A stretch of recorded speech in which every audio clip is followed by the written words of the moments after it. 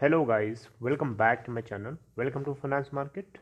Guys, इस video के अंदर हम लोग जानेंगे कि रिलायंस रिटेल और फ्यूचर रिटेल के बीच में जो डील अटकी पड़ी है उस डील का फाइनलाइजेशन कब होगा, और इसके अलावा रिलायंस के शेयर प्राइस पे इसका क्या असर पड़ेगा। जो खबर निकल के आई है इसको लेकर के दोनों बातों के ऊपर डिस्कस करेंगे। सबसे पहले देख लेते हैं कि वो खबरें कौन सी हैं। तो देखिए, सबसे पहले मैं आपको बता देता हूँ, सबसे पहली खबर तो यही है, जैसा कि मैंने आपको कल के वीडियो के थ्रू अपडेट किया था, कि जो नेशनल स्टॉक एक्सचेंज है एनएसई, उसने फ्यूचर रिटेल को वार्न किया है कि आप जो भी आर्बिट्रेशन सेंटर की तरफ से जो भी ऑर्डर्स मिले हैं उसको मार्केट में डिस्क्लोज करिए, है ना। उससे रिलेटेड जितने भी फाइनेंशियल इंफॉर्मेशन है वो पब्लिकली डिस्क्लोज करना पड़ेगा। तो फ्यूचर रिटेल ने कहा था कि इन्होंने इतना ज़रूरी नहीं समझा कि इसको पब्लिकली डिस्क्लोज किया जाए। तो फिर भी एनएससी ने कई बार मेल के जरिए इनको नोटिफाई किया है कि आप रेगुलेटरी एक्शन के शिकार हो सकते हैं, अदरवाइज आप उसको डिस्क्लोज करिए।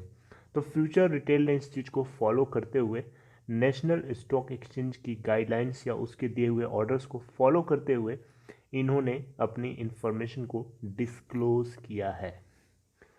अभी वो पूरा डिस्क्लोज फाइनल हुआ है या नहीं हुआ है अब तो आगे पता चलेगा, लेकिन रिपोर्ट्स के अकॉर्डिंग इन्होंने डिस्क्लोज किया है।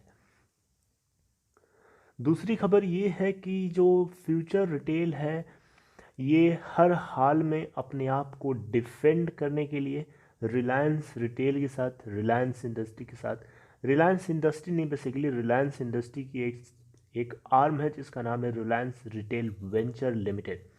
तो इसके साथ जो इसकी डील होनी है इसको फाइनल करने के चक्कर में हर तरीके से कोशिश कर रहा है। तो अभी क्या हुआ है बेसिकली कि फ्यूचर रिटेल ने सिंगापुर इंटरनेशनल आर्बिट्रेशन सेंटर में जा कर के ये बात बताने की कोशिश करी है, ये डिमांड करी है कि ये आर्बिट्रेशन प्रोसेस का पार्ट नहीं होना चाहता है, क्योंकि ये एग्रीमेंट अमेज़ॉन और फ्यूचर कूपन लिमिटेड के साथ है, ना कि अमेज़ॉन और फ्यूचर रिटेल लिमिटेड, राइट। तो यहाँ पे फ्यूचर रिटेल हर हाल में बस यही यही प्रूव करना चाहता है या ये बताना चाहता है सिंगापुर इंटरनेशनल आर्बिट्रेशन सेंटर में कि ये इसका पार्ट नहीं होना चाहता है। लेकिन इंटरनेशनल आर्बिट्रेटर ने साफ साफ कर दिया है कि भैया ये नहीं हो सकता। आर्बिट्रेशन प्रोसेस जो है वो दोनों के साथ अप्लाई होगा, Future Retail as well as Future coupon.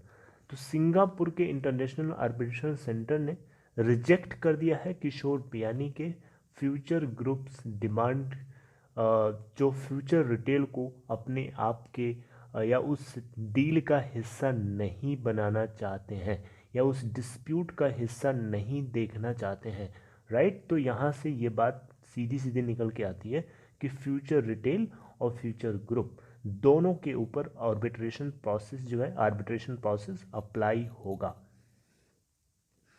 Okay, जैसा कि आप सब लोगों को पहले से पता है कि अमेज़ॉन ने 49% की स्टेक खरीद लिया था, किसके अंदर, फ्यूचर कूपन के अंदर। कितने में, 1431 करोड़ रुपीस का इन्वेस्टमेंट करके। लेकिन फ्यूचर कूपन डायरेक्टली जो है 10% का स्टेक रखती है फ्यूचर रिटेल लिमिटेड के अंदर।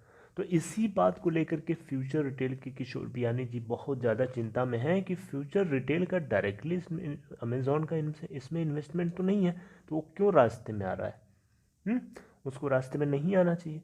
लेकिन यहाँ पे अमेज़ॉन ने कहा है, एलिजिडली कहा है, फ्यूचर रिटेल जो है किसी भी तरीके से रिलायंस रिटेल के 24,700 करोड़ रुपीस के एसेट्स और लॉजिस्टिक्स आइटम्स को सेल करके इस डील को फाइनलाइज नहीं कर सकता है।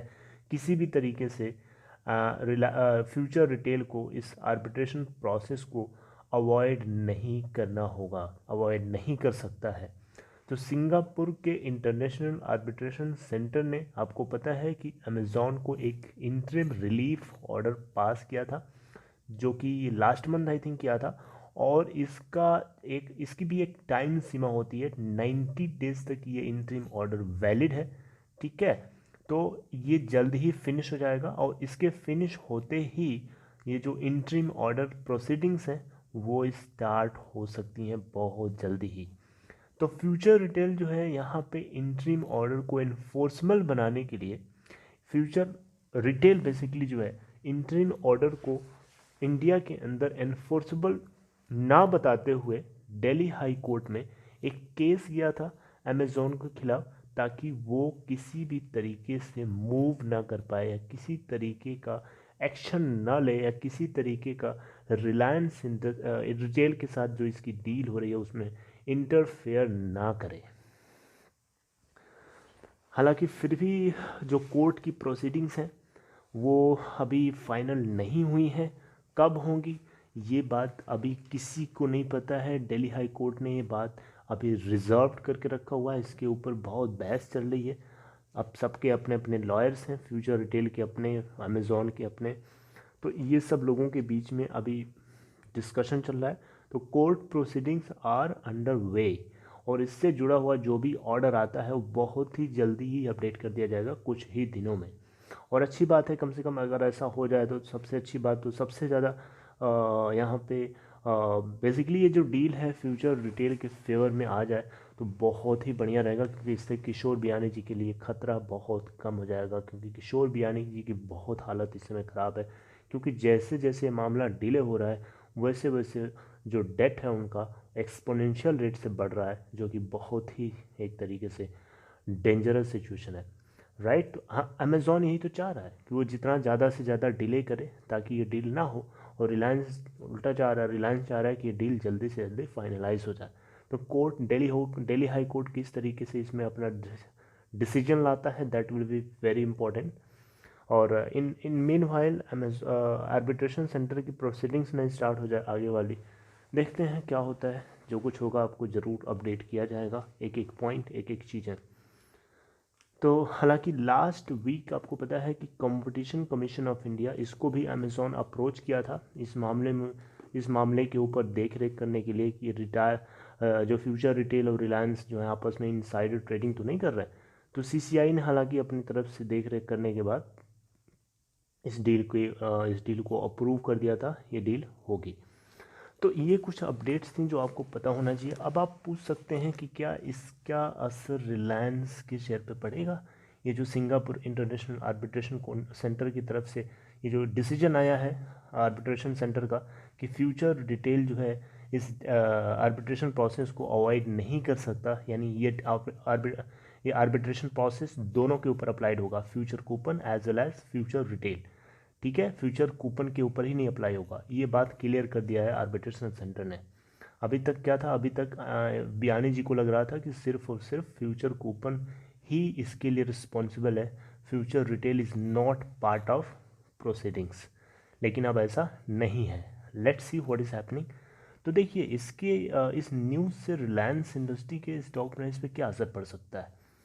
थोड़ा बहुत आपको अप्स डाउन देखने, करेक्शन आप समझ लीजिए। वैसे लॉन्ग टर्म में अगर आप देखें तो रिलायंस की स्टॉक प्राइस में एक मोमेंटम है, it carries a momentum, but अभी आपको करेक्शन देखने को मिल सकता है। तो ये एक कोई ऐसी न्यूज़ नहीं है जो रिलायंस को इससे इन्फ्लुएंस या इससे इफ़ेक्ट हो, राइट। ये डायरेक्टली रिलायंस को इम्पैक्ट नहीं करेगी, हालांकि थोड़ी बहुत कर सकती है। अगर इससे जुड़ी हुई कोई खबर आती है बुरी हो, वो बुरी खबर आती है तो डेफिनेटली कर सकती है थोड़ा बहुत, लेकिन उतना ज़्यादा नहीं करेगी। वो भी जितना करेगी वो रिकवर हो जाएगा, ठीक है, वो करेक्शन माना जाएगा, right. So long term perspective से देखें तो कोई ज़्यादा खास असर नहीं पड़ेगा। तो आपको लॉन्ग टर्म की पॉइंट ऑफ व्यू से इसमें इन्वेस्टेड रहना होगा। Okay, this is all about this video. I hope you like this analysis regarding this. If I will get any information regarding either it is coming from Delhi High Court or International Court of Singapore International Arbitration Center or anywhere, definitely I will let you know. Okay guys, see you next time in next video. Till then, before that I would like to request one thing. If you are interested to open Demat account or trading account, follow the link given in description box of this video there is a link to there is a link to open your account in Upstox. It's a leading platform, and it provides you a very neat and clean platform for trading as well as investment. So if you are interested, check the link given in description box. If you have to ask any question, let me know. And if you want to share your WhatsApp number to get help from me, I will definitely do it. Take care. Thank you very much.